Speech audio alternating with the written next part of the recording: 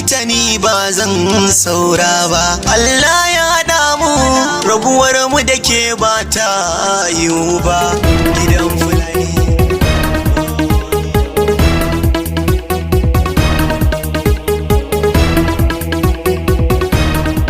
Ardo, kuna ina wannan abu yake faruwa? Ardo, aradun Allah mi wala don lokaci bana nan. Barde ina kake zuwa daji ne? Ya tafi sassaƙen magungu. To ga abin da ya jawo. Kaga abin da ya jawo gashi. Kai. Aradun Allah da na san wane ne. Aradun Allah ko mutum ko aljan ko wane ne cikin waɗanda suka kore mana shanu. In dai suna raye aradun Allah ne sai na nemo su kuma sai mun ga bayan su kasuwa. Da an yi haƙuri da Allah zai bayyana. Haƙuri? Ni kake shewa in yi haƙuri. Aradun Allah alto da ba don kai bane idan ba da yanzu kana wallahi da yanzu alto na kwashe. A kore mana shanu. Aradu zan buge alto. A kashe mana yara. Kashe in yi haƙuri. Alto ka kiyaye ni. Wallahi ba zan bari ba. Ta ɗan. Ba zan bari ba. Ka jan gudu ya ake. Ko ba haka bane ba. Kwarai kuwa don mu a rugan ga abun da har ya ce da su yi muka amfani. Duk abin da kace ardo a rugan nan billahi lazi shi zamu.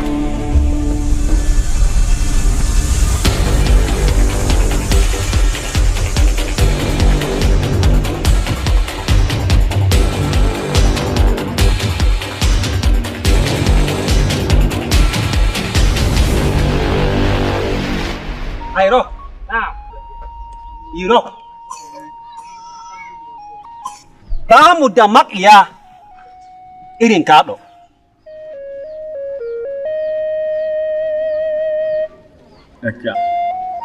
Suna siga kawai haka kawai nagge mu ba su siga gonansu ba su riƙa kasa muna nagge. Ɗan abun da za su ci bai kai a kawo ba suna kasa mana sanu. Gaskiya ne, ka san mene? Amma in sun san wata ba su san wata ba. Da zarar mun fita kiwo da naggenmu, mun je kusa da amfaninsu, mu cusa dabbobinmu cikin amfaninsu. Gaskiya ne. Saboda abin da yake faruwa, Kado da su da shugabanninsu ba sa yi mana adalci kwata-kwata haradin Allah. Haradin Allah ba sa mana adalci. Abin da bai taka kara ya karya ba, akan hatsin da bai taka kara ya karya ba, he a kashe mana shanuwa. Fi sabilillahi, wannan gaskiya ne? Ba gaskiya ba. Kwarai kuwa jinin harɗo, kai ne harɗo, kujera na jiranka. Bari, yanzu abin da za a yi, mu shiga da kashiki, saboda akwai abin da nake so za mu ɗanyi. Mu biya ta gonan dama sai mu. Gona kuma? Sanu ba. Mu je ta suna. Allah. Sanu suna ta.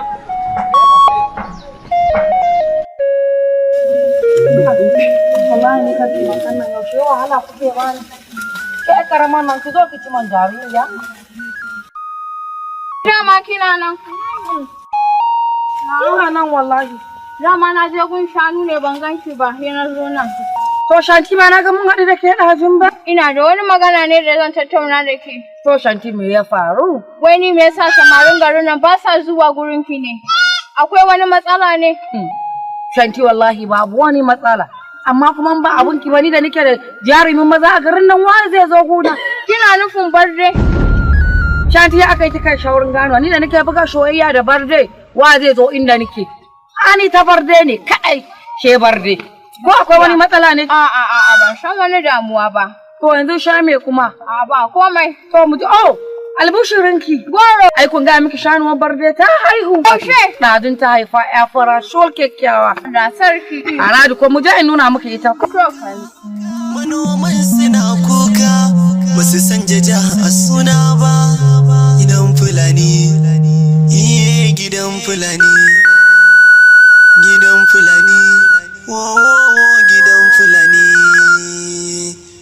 gidan Fulani munafincin su bai ɓuya ba. A gidan Fulani hasabibancin su bai ɓuya ba.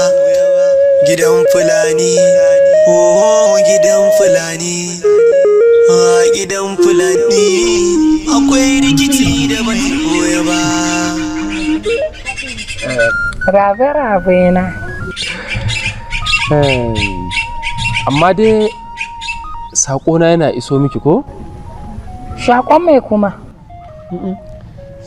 Saƙon gaisuwa mana.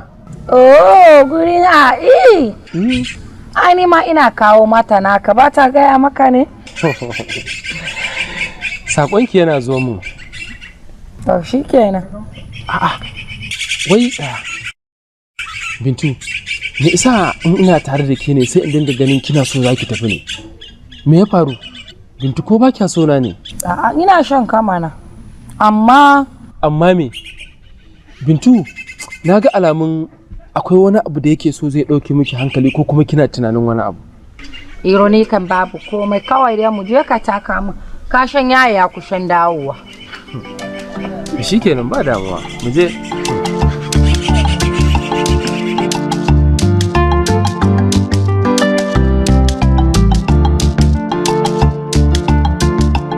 Gabe Umar, ina jin ka. Na fuskanci fa kai makaho ne, ba ka ganewa in ba taɓa ka da kaza akai ba. Ban fuskanci me kake nufi ba. Magana ce dai akan Bintu. Saboda kaga mutanen nan ba kaunan mu suke ba, kuma ba san ka suke ba.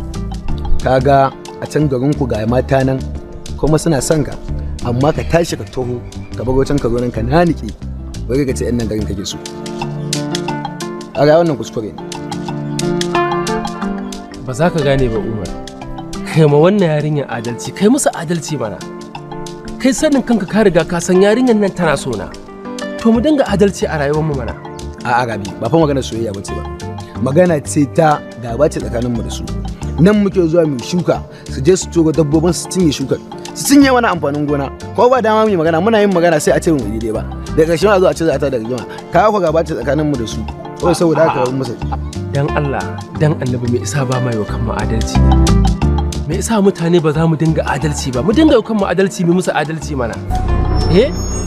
Na farko in ka duba rigagen da mutanen nan suke, an tashe su. Gidajensu da suke, mahukunta sun tashe su. To yanzu ina kake so su dan Allah? Sannan kuma shanunsu fa ba mutane ba ne, dabbobi ne. Ba za ka je ka ce kar ku je ku shiga gonar wani ku ci mai abin gona, kayan amfanin gona, ba ji za su yi ba. Da haka kar mu zama dabbobin tsakanin mu da su mana, mu bambanta menene dabba mai dan adam ne. Kaga Gabi, da Allah da kata kai na fuskanci ba za ka fahimci me nake nufi ba, sai lokaci saboda soyayya ta rufe maka ido, amma wata rana za ka ce na gaya maka. Ni na ta kuma sai an gama. Mu gaba ɗaya mutane kenan, mu ba za mu dinga adalci ba, kanmu kawai muka sani. Haba makiyayin suna kuka, manoman suna kuka, wasu sun jaja a suna ba. Gidan Fulani, gidan Fulani. Rabe? na Za ki sha mamakin nasa a kira ki ko? gaskiya. To ba abin mamaki ba ne. Rabe kin san dai duk shikin rigar nan, duk garin gawo. Babu kaɗan da ke ganinmu da girma ko mutunci irinki, mu kuma muna ganin girmanki. To ba za mu ga abin da zai shutar da ke, har kuma mu yi shiru ba. To me ya faru? To wani abin ne ya faru ko an ce na yi wani abu ne? Dan kai daɗe. Rabe, babu abin da kika yi, sai dai kawai kalubale da za ki fuskanta kuma yanzu. Kalubale? Aikin san Bintu. Bintu tawa. Ba kenan. To, Bintu taki. Amma Rabe ka san babu wani wanda yake da iko da Bintu a rigan nan gaba daya irin Barde ko? To, wai Barde ba yana da aure ba? ko aurenta zai ƙara yi. To, Barde yana da aure, amma dai kam akwai ƙalubale a gare ki, sosai kuwa. Kin iya sharo? Sharo, me sharo? To da Hausa shaɗi. Shaɗi. To ani ko menene akan ta zan yi? In yau aka kirkiro na abu in dai akan ta ne zan yi. To duk da dai kin za ki yi, ina baki shawara. Ki je ki yi shawara. Kamar yadda na yi maki bayani a baya, abinda shawara ta baki, haike min bayani kafin a fara komai. To shawara, wace shawara zan yi kuma ni? Ki je ki yi shawara akan wane ne Barde. Bardan nan abinda ba aljani ba ne? Mutum ne. Kuma mutum ne. Amma duk da haka dai na barki lafiya, ka je ki yi shawara.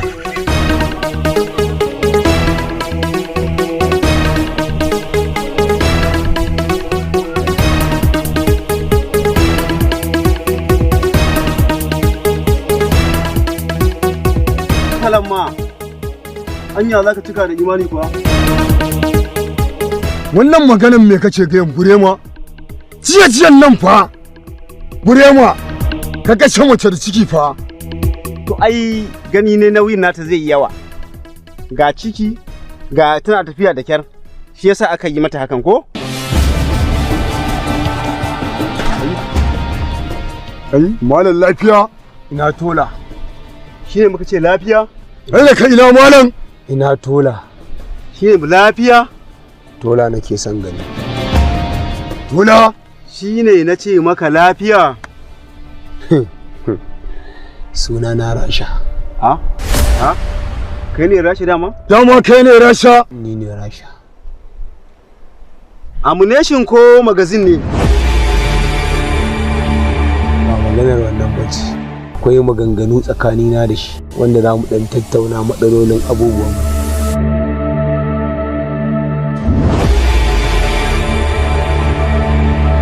Za mu iya zuwa.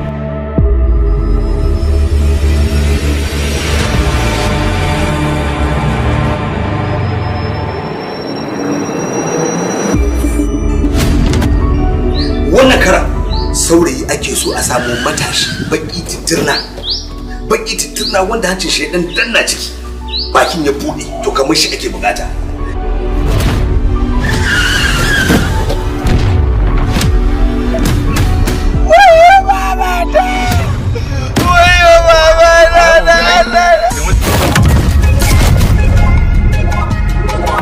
Wannan sakon honorable ne.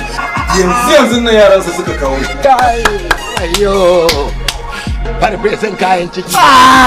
Farfesan kayan ciki daɗi. Duniyar ɗan auta TV a YouTube channel sun saba kawo muku kayatattun shirye-shirye wanda na musamman ne. A wannan karan ma sun sake zo muku da sabon shiri wanda zai kawatar da ku.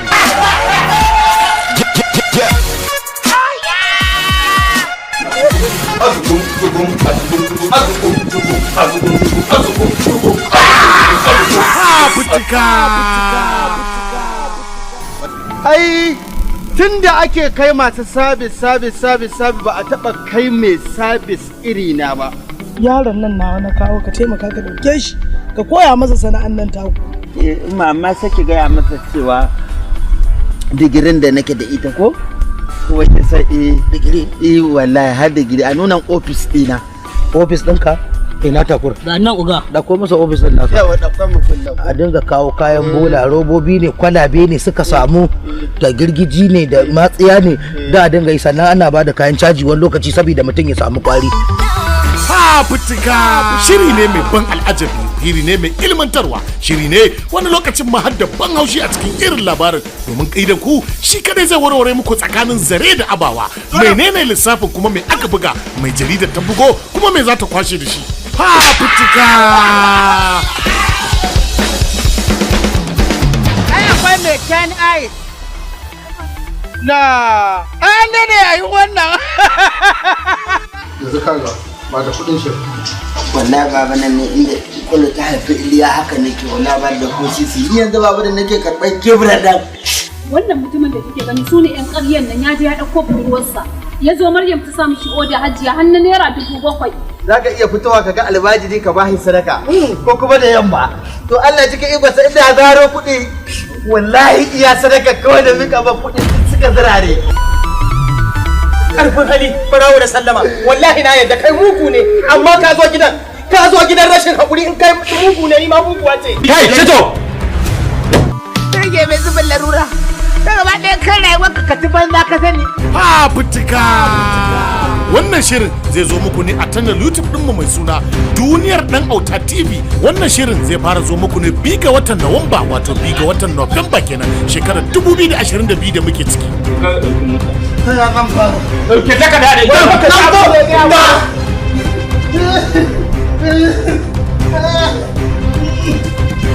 wayo Allah fafutuka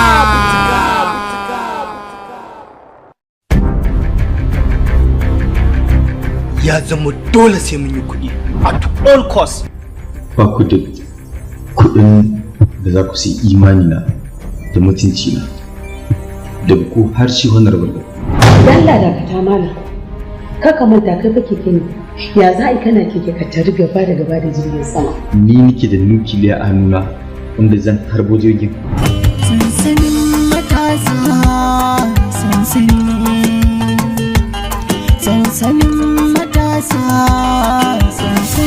sansanin matasa mun shigo da ƙida mai kyau ba cuta ba wadara an da tabbata da kuna ina ta kurkura ne hawo ne yaro guda da wai hadin wani sansanin wai hijabar wai hadin sansanin matasa a nan gari ina ganin kun ba ku wani wanda shi sai ki dauke da shi wata kai saurara kana ofishin hukuma ne nan ofishin SS ba gidan taron suna bane ba biki ba birthday ba inda kuke lika kuɗi a banza a wofi sansanin matasa rayuwa tun asali zamanta sai da shiri domin gwagwarmaya ce albishirin kuma abota kallon fina-finan Hausa musamman masu kallon fina-finai da idan basira to ku sha kurumunku shahararren kamfanin nan wato Ajax International wanda ya taba lashe babbar kyauta ta shirya fina-finai masu ma'ana wato Best Film Award from National Film and Video Censorship Board ya zakulo muku hazikan jarumai a cikin fim ɗinsa mai dogon zango mai suna sansanin matasa. Kai da Allah can an gaya maka ganin wannan rufin ganin mai unguwa ne to sai me? Ni ban da abin cewa yanzu. Ina gaya maka ba na son ka ba a son dole. Ke wace ce? Ke kin isa ki hana shi wannan abubuwan? Shi namiji kamar takalmi ne ki zira shi ki cire. Ko dan baya baki ka san ki ne. Akan data ma 1 GB ya fara raki. Na seta masa hanya. Sansanin matasa turka-turkar da suka buga sabon salo ne ya bayyana sun zo da wani sabon canji wanda ya rikitawa jajayen wuya lissafi sansanin matasa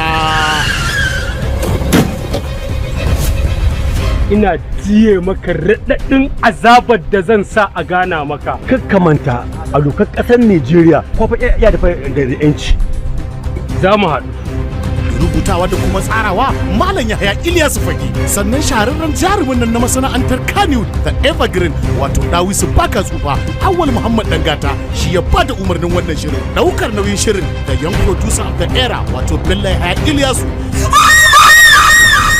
duk wanda zai yi ya wasa wa mutum aski watan ya nuna kenan zai iya kashe mutum akan soyayya me ne soyayya ana soyayya dole ne ba haka bane ai wannan yarinya yan mu ce ni na da Abdullahi sai an kwata mata yacinta dan shi dan manya ne wannan abin ai ka gani sharri ne kai dan arewa ce fa ba kudu ba everybody listen kai ina ka kasan shi mu ba a san inda yake ba za su iya canza kamanni kuma su zo su cutar da ku sansanin matasa kowace litinin da misalin karfe 8 na dare sai ku subscribe ku danna mana karara a tashar YouTube dinmu mai suna sansanin matasa TV sansanin matasa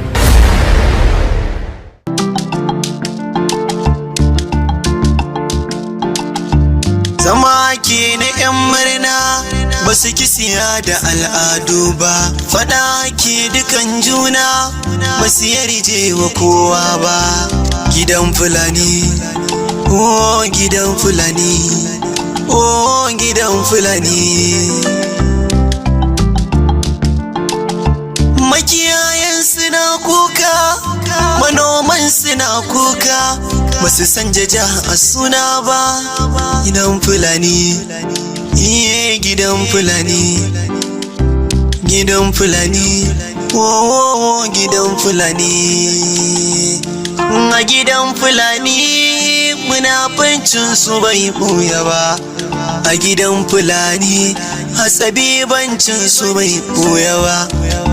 Gidan Fulani, oh gidan Fulani, a gidan Fulani akwai rikici da bai koya ba. Duk da suna da mai horo, bangon mana su bai tsira ba. Wasu garkar su ba yanci, a sanya su kan bauta. Gidan Fulani, wayo Allah Fulani. Na rantse ko menene zan yi a kayanki, kuma na ansa bai zama aibu ba ina soki. In kar ku raba mu, in ba ita ni ba zan saura ba. Allah ya haɗa mu, rabuwar mu da ke bata. Welcome to our channel. Today we are going to reveal the history of Kanuri people of Borno from the colonial era to date. Introduction. The land of Borno and its people, far out in the wide sunbaked land of Sahel, where the desert sand of the Sahara slowly blend into grassland of Savannah, lies an ancient region whose history stretches back more than 1,000 years. This is Borno, the proud of homeland of Kanuri people, a people whose identity has been shaped by empire, scholarship, religion, trade, and resilience. By the time European colonial power touched the land of West Africa, the Kanuri had already built one of the longest lasting kingdoms in Africa history, the Kenemi Borno Empire. Their rulers, called Mai and later Shehu, had governed vast territories, commanded military strength, and hosted Islamic scholarship that attract visitors from Egypt, Tripoli, Paysan, and the Arabian world. But colonialism will change everything.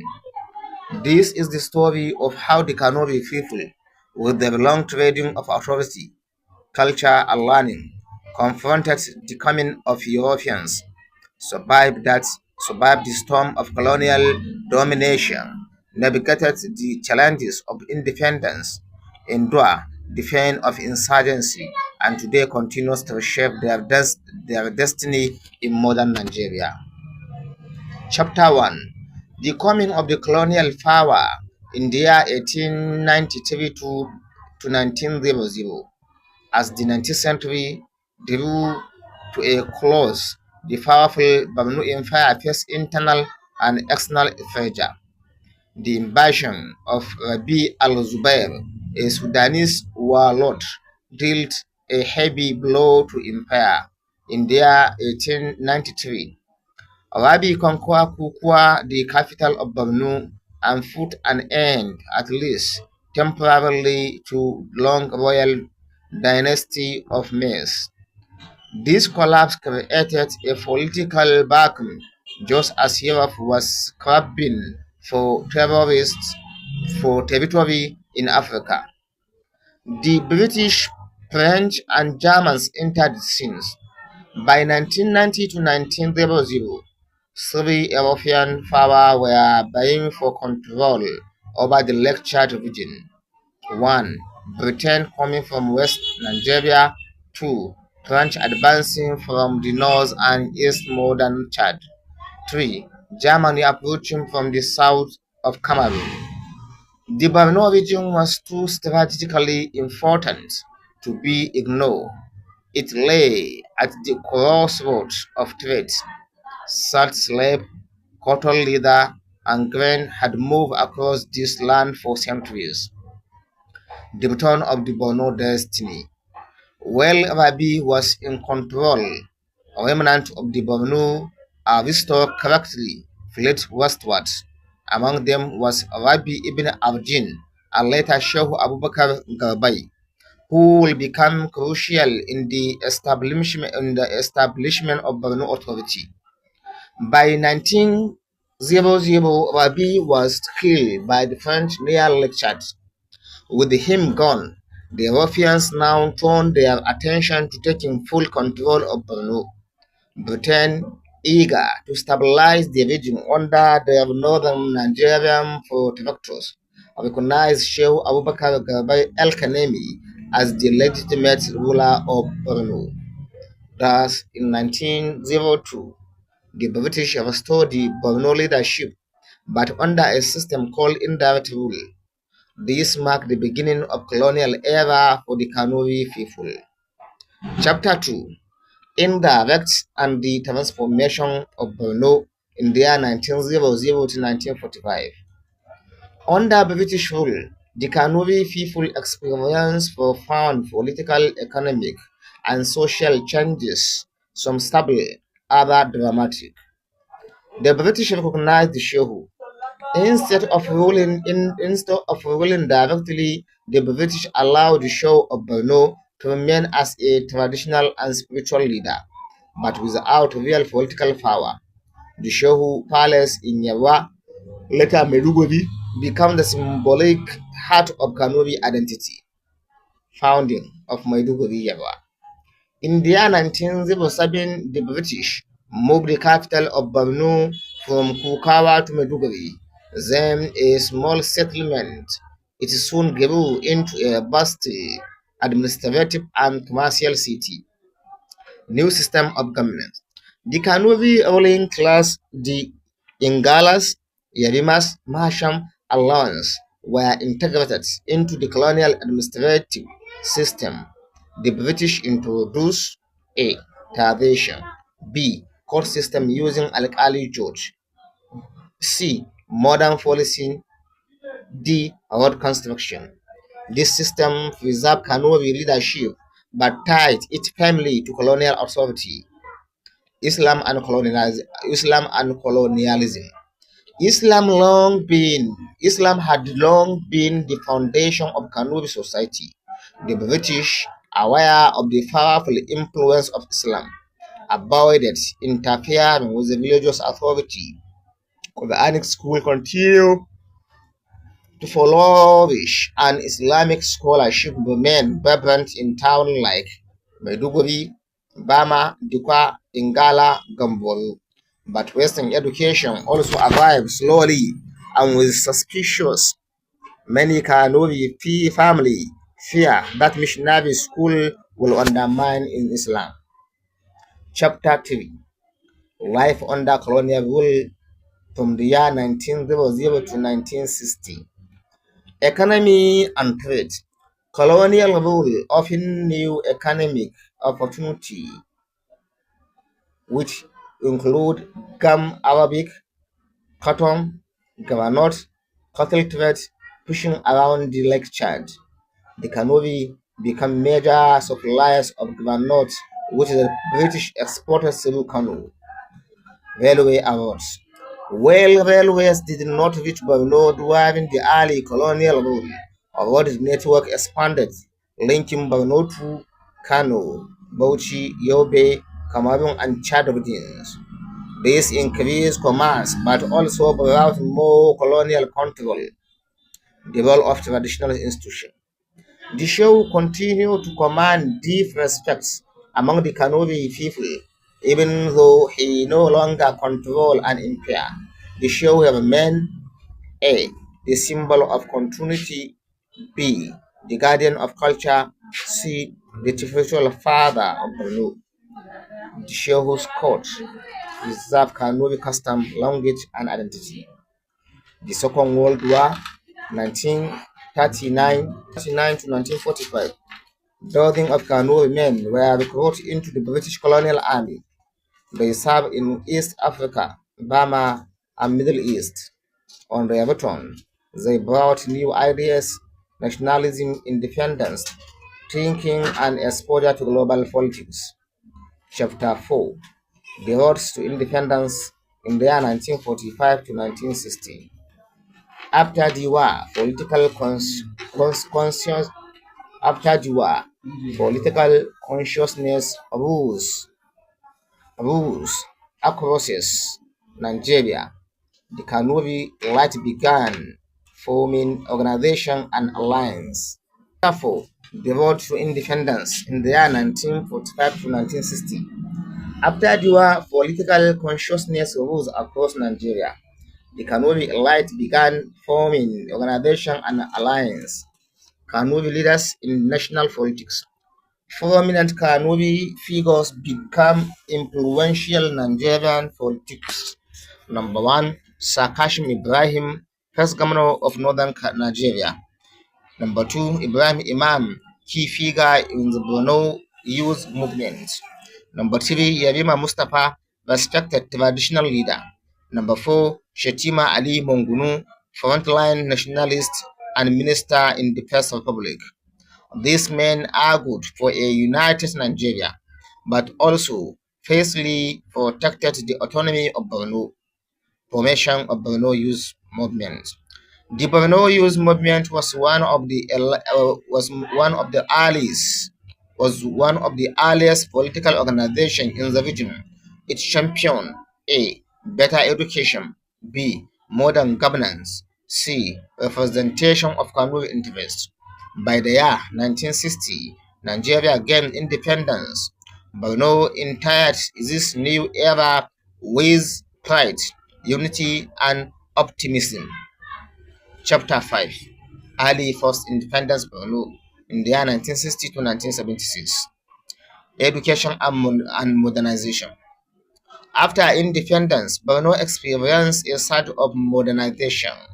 A. Establishment of school. B. Teacher training college. C. Expansion of Maiduguri as a regional capital. The Kanuri embraced education to square jobs in civil services. Traditional rulers in modern Nigeria. The show of Borno retained enormous cultural influence. The palace became a stabilizing for during the political turbulence of the year 1960 century. Civil War during 1967 to 1970. Although Borno was far from the battlefield, many Kanuri soldiers fought on federal sides. Borno also served as a refugee for fleeing civilians from other regions. State creation in the year 1976. In 1976, the old northern eastern state was broken into Borno State, Bauchi State, Gongola State. This restored Borno historical boundaries and made Maiduguri a full state capital. Chapter 6: The Culture and Society of the Modern Kanuri People. Language and Identity. Kanuri language remains deeply rooted. It is spoken in Borno, Yobe, Niger Republic, Chad, Cameroon. It is one of the oldest written African language using Ajami Arabic script. Origin. The Kanuri are predominantly Muslim. Islamic scholarship has been central to their society since the 19th century. The Kanuri contributes greatly to West African Islamic civilization through A. Quranic school, B. Scholars and jurists, C. Sufi tradition, D. Manuscript writing. Social structure. Kanuri society traditionally include A. Ruling aristocracy, B. Warrior families in Gala, C. Craftsmen, D. Fishermen and farmers, E. Merchants. Even today, social respect is tied to lineage learning, and pity. Chapter 7: The Era of Crisis, Insurgencies, and the Struggle for Peace in the year 29 to 2020. No modern history of Borno is complete without mentioning the Boko Haram insurgency. Origin in the origin. The insurgency began around 22 with the radical preaching of Muhammad Yusuf in Maiduguri. By 29, it escalated into violence, rebellion following clashes with the security forces. Impact of Kanuri people. In the insurgency devastated Borno. A. Town were destroyed. B. Thousands of civilians were killed. 3. Millions displaced. 4. Farmland abandoned. 5. Trade routes cut off. 6. School burned. 7. Historic centers like Bama and Dukwa emptied. Kanuri town like Goda, Bama, Dikwa, Kukawa, Gambori suffer severe destruction. Rise of IDF camp, internally displaced person camp, become the temporary home of thousands of Kanuri families. The Shehu as a symbol of hope. Throughout insurgency, the Shehu of Borno continue to act as unifying voice, spiritual guide, symbol of resilience. This presents of this presence reassures the population that their country's old identity will survive. Chapter 8: The rebuilding of Borno in the year 2020 to 2025. Generally, through military effort and local resistance groups like Civilian Joint Task Force (CJTF), many communities were liberated. The Kanuri people began rebuilding home, school, mosques, government projects, improved infrastructures, well humanitarian organizations provided food, health services, and education. Economic revivals, fishing returns around Lake Chad. Agriculture slowly revived. Millets, maize, rice, beans, and livestock. Trade routes often connecting Borno again to Chad, Cameroon, and Niger. Use and modernization. A new generation of Kanuri youth emerged, educated, tech-savvy, politically conscious, proud of their heritage. They embrace entrepreneurship, media, and innovation while preserving culture. Chapter 9: Kanuri people today with silence and hope. Today, the Kanuri people of Borno stand at a unique movement in their long story. What defines the modern Kanuri identity? Ancient heritage from the Kanem Borno Empire, pride in Islam and scholarship, a rich tradition of language, music, and culture, a strong system of traditional leadership, deep resilience forged through struggle. Contribution to modern Nigeria. Kanuri individuals serve prominently in politics, military, academia, businesses, diplomacy. Cities like Maiduguri, Bama, Ingala remain centers of cultural identity and economic life. A. A people who survive everything through A. Empire rising and falling. B.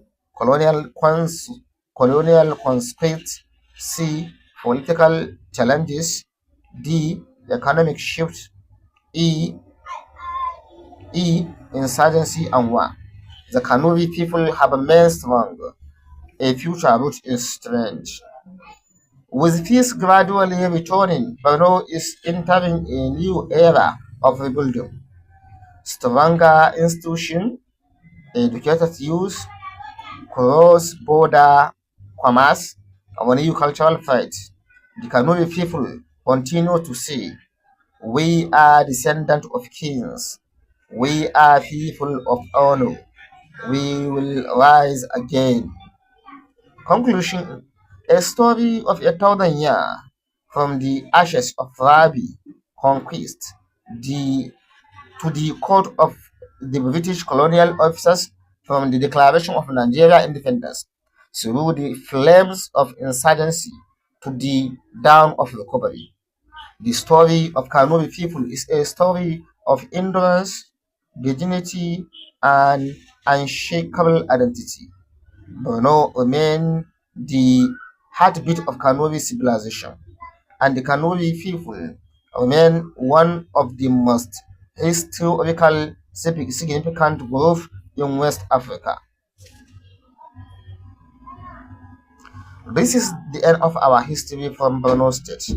However, don't forget to subscribe our channel for more videos. Also, don't